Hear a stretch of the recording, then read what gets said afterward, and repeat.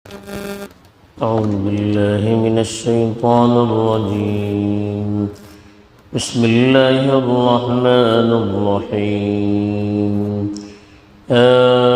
أنتم أولئك تحبونهم ولا يحبونكم وتؤمنون بالكتاب كله وإذا لقوكم قالوا آمنا وإذا خلوا عضوا عليكم الأنامل من الغيظ قل موتوا بغيظكم إن الله عليم بذات الصدور. إن تمسسكم حسنة تسؤهم وإن تصبكم سيئة يفرحوا بها وإن تصبروا وتتقوا لا يضركم كيدهم شيئا إن الله بما يعملون محيط. الحمد لله والصلاة والسلام على رسول الله أما بعد. پیچھے جو آیت تلاوت کی گئی تھی اس میں خاص طور پر مدینے کے جو اہل ایمان تھے جن کا یہودیوں سے شروع سے خصوصی تعلق اور دوستانہ اور یارانہ رہا تھا، جس کی وجہ سے ایک دوسرے سے انتہائی بے تکلف تھے، خصوصی باتیں بھی یا ایک دوسرے کے راز بھی آپس میں ایک دوسرے کے ساتھ شیئر کیا کرتے تھے، جس کی وجہ سے اسلامی معاشرے کے راز اور ان کی اندرونی باتیں بھی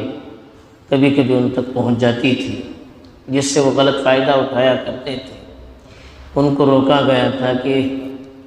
ایسی دوستی نہ کریں جس سے اندرونی چیزیں آپ تک بیان کریں. اسی ضمن میں اہل ایمان کو مزید ان کی کمزوریاں بتا کر بے غیرت بننے سے روکا گیا. چنانچہ ارشاد ہے کہ ہاں انتم اولائی تحبونہم، یہ دیکھو ان لوگوں سے تم تو محبت کرتے ہو، ولا یحبونکم، لیکن وہ تم سے محبت نہیں کرتے. وتؤمنون بالکتاب کلہ، تم تو پوری کتابوں پر ایمان رکھتے ہو. اب یہ اللہ تعالیٰ نے ایک چیز تو یہ بتائی کہ وجہ کیا ہے ان لوگوں سے زیادہ اندرونی تعلقات رکھنے سے دور رکھنے کی. پہلی وجہ بتائی کہ تم تو پورے خلوص دل سے ان سے محبت کرتے ہو، ان کو چاہتے ہو، لیکن وہ حقیقت میں آپ سے محبت نہیں کرتے ہیں. وہ دل سے آپ کو چاہتے نہیں ہیں، وہ تو روا روی میں ظاہر میں آپ سے مسکرا کر ملتے ہیں اور اپنی اپنائیت کا اظہار کرتے ہیں، لیکن ان کے دل میں آپ کے تئیں نہ کوئی محبت ہوتی ہے نہ ہمدردی ہوتی ہے. اس کی دلیل دیتے ہوئے فرمایا کہ وَتُؤْمِنُونَ بِالْكِتَابِ كُلِّهِ، تم تو پوری کتاب پر ایمان رکھتے ہیں، یعنی تم تو ساری کتابوں پر ایمان رکھتے ہیں.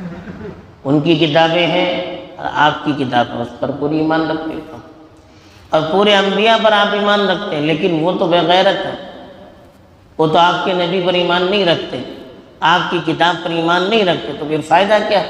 ان سے اتنے اخلاص اور ہمدردی کا معاملہ کرنے کا. وَإِذَا لَقُوكُمْ قَالُوا آمَنَّا، پھر تیسری ان کی کمزوری بتائی کہ جب وہ آپ سے ملاقات کرتے ہیں تو کہتے ہیں کہ ہم ایمان لے آئے. یعنی آپ کے سامنے آتے ہیں، آپ کی مجلسوں میں آتے ہیں تو یہ ظاہر کرتے ہیں کہ ہم بھی مومن ہیں، یعنی منافقانہ رول ادا کرتے تھے. وَإِذَا خَلَوْا، لیکن جب وہ تنہائی میں ہوتے ہیں، یعنی آپس میں ایک دوسرے سے ملتے ہیں، اپنے لوگوں سے ملتے ہیں تنہائی میں، تو عَضُّوا عَلَيْكُمُ الْأَنَامِلَ مِنَ الْغَيْظِ، نفرت کی وجہ سے اپنی انگلیوں کو، اپنے پور کو چباتے ہیں،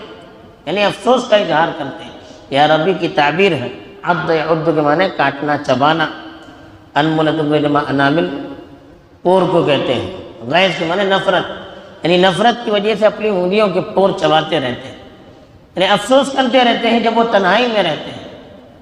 آپ کے سامنے آتے تھے کہ ہم بھی مسلمان ہیں، ہم بھی مومن ہیں، لیکن وہ الگ رہتے ہیں، اپنی مجلسوں میں اپنے لوگوں کے ساتھ رہتے ہیں، تو وہ آپ کی دشمنی میں افسوس کرتے رہتے ہیں۔ کیوں افسوس کرتے ہیں؟ وہ دیکھتے ہیں کہ آپ لوگ متحد ہیں، آپ لوگ آپس میں جڑے ہوئے ہیں، آپ لوگ پرانی دشمنیوں کو بھول کر دین کی بنیاد پر یکجٹ ہو چکے ہیں، آپ کو ترقی ہو رہی ہے، تو اس کی وجہ سے وہ افسوس کرتے رہتے ہیں۔ اللہ تعالیٰ کہتے ہیں کہ قل، آپ ان سے کہیے، موتوا بغیظکم،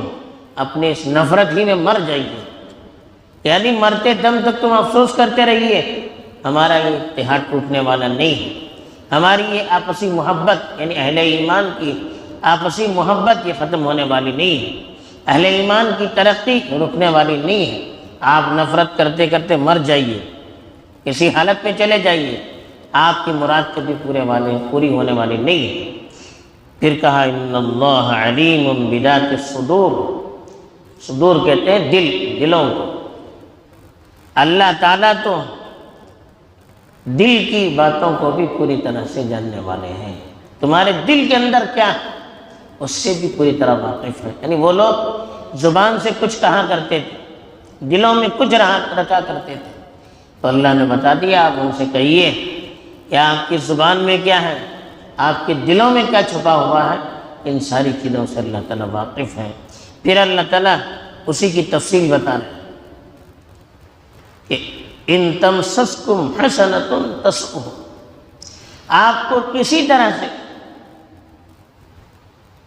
کوئی بھلائی آپ کے ساتھ ہوتی ہے تو ان کو تکلیف ہوتی ہے،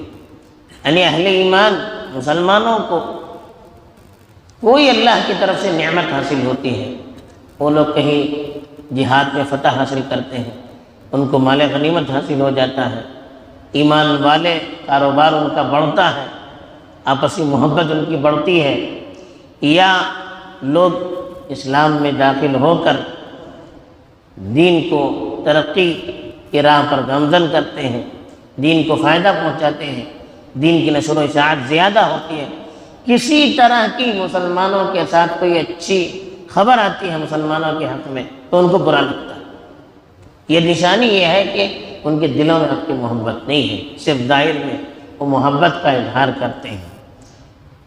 وَإِن تُصِبْكُمْ سَيِّئَةٌ يَفْرَحُوا بِهَا، اس کے مقابلے میں کہا آپ کو کسی طرح کی تکلیف لاحق ہوتی ہے، ان کو خوشی ہو جاتی ہے، جہاد میں کبھی آپ کو شکست ہو گئی، یا کہیں مدینے میں قحط سالی آ گئی، یا آپ لوگوں کا کاروبار ٹھپ پڑ گیا، یا آپس میں آپ کے کوئی لڑائی جھگڑا ہو گیا، یا کسی طرح سے ایمان والوں کو کوئی نقصان ہوتا ہے تو ان کو خوشی ہوتی ہے، اس بات کی دلیل ہے کہ وہ اندر سے آپ کے نہیں ہیں۔ لیکن اللہ نے آخر میں کہا کہ ان کی اس منافقت کا علاج کیا ہے، کہ ظاہر میں کچھ باطن میں کچھ رکھتے ہیں۔ وَإِن تَصْبِرُوا، اگر آپ صبر کرو، یعنی ان کی دشمنی، ان کی مخالفت اور ان کی سازشوں کو برداشت کرو گے، وَتَتَّقُوا، اور اللہ کی نافرمانی سے بچتے رہو گے، دو چیزیں بتائیں، ایک تو صبر کرنا ان کی مخالفت پر، ان کی سازشوں پر، ان کی طرف سے جو تکلیفیں ہوتی ہیں اس کو برداشت کیجیے، آپ اس کی وجہ سے اپنے دین کو مت چھوڑیے، جمے رہیے دین پر، وَتَتَّقُوا، اور اللہ کی نافرمانی سے بچے رہیے، لَا يَضُرُّكُمْ كَيْدُهُمْ شَيْئًا، اس کا نتیجہ کیا ہوگا، ان کی سازش آپ کو کوئی نقصان نہیں پہنچا سکتی۔ قید کہتے ہیں سازش، تدبیریں، ضر یضر کے معنی نقصان پہنچانا، لا یضرکم کیدہم شیئا، ان کی سازشیں تمہیں کسی طرح کا کوئی نقصان نہیں پہنچا سکتی۔ ان اللہ بما یعملون محیط، اللہ تعالیٰ ان کے اعمال کا پورا احاطہ کیے ہوئے ہیں، ہر طرح سے ان کے اعمال کو اللہ تعالیٰ جانتے ہیں، کہاں کیا کرتے ہیں، اندر میں کیا کرتے ہیں، باہر آ کر کیا کرتے ہیں، اپنوں میں کیا کرتے ہیں، آپ سے آ کر کیا کرتے ہیں، ہر چیز کو اللہ تعالیٰ جانتے ہیں۔ آپ یہ نہ سمجھے کہ وہ اندر سے کوئی سازش کر رہے ہیں اندرونی ان کی میٹنگیں ہو رہی ہے یا کوئی ایسا پلان کر رہے ہیں آپ کی سمجھ میں نہیں آ رہا ہے، آپ کو معلوم نہیں ہو رہا،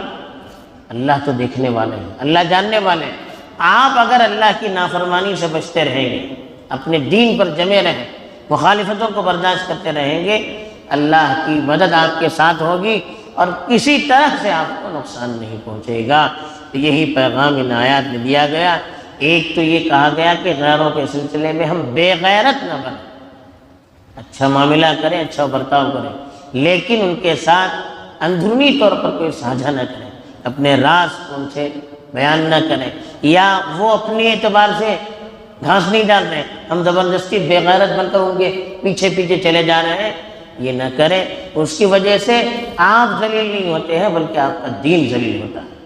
تو اس کی کوشش کرنی چاہیے۔ دوسرے بتا دیا کہ وہ لوگ چاہے ظاہر میں کتنے اچھے ہوں، اندر سے آپ کے خلاف نفرت ان کے دلوں میں ہوتی ہے، اس لیے جتنے محتاط رہا جائے اتنا بہتر ہے۔ تیسری چیز بتا دی اللہ نے کہ اللہ تعالیٰ دل کے بھید کو بھی جاننے والے ہیں، ان کو بھی خوش نہیں ہونا چاہیے کہ ہم اندر سے سازشیں کر رہے ہیں، اوپر سے مسکراہٹ پہ مل رہے ہیں۔ پھر اللہ تعالیٰ نے چوتھی چیز یہی بتائی کہ تمہیں خوشی ہوتی ہے تو انہیں تکلیف ہوتی ہے، تمہیں تکلیف ہوتی ہے تو انہیں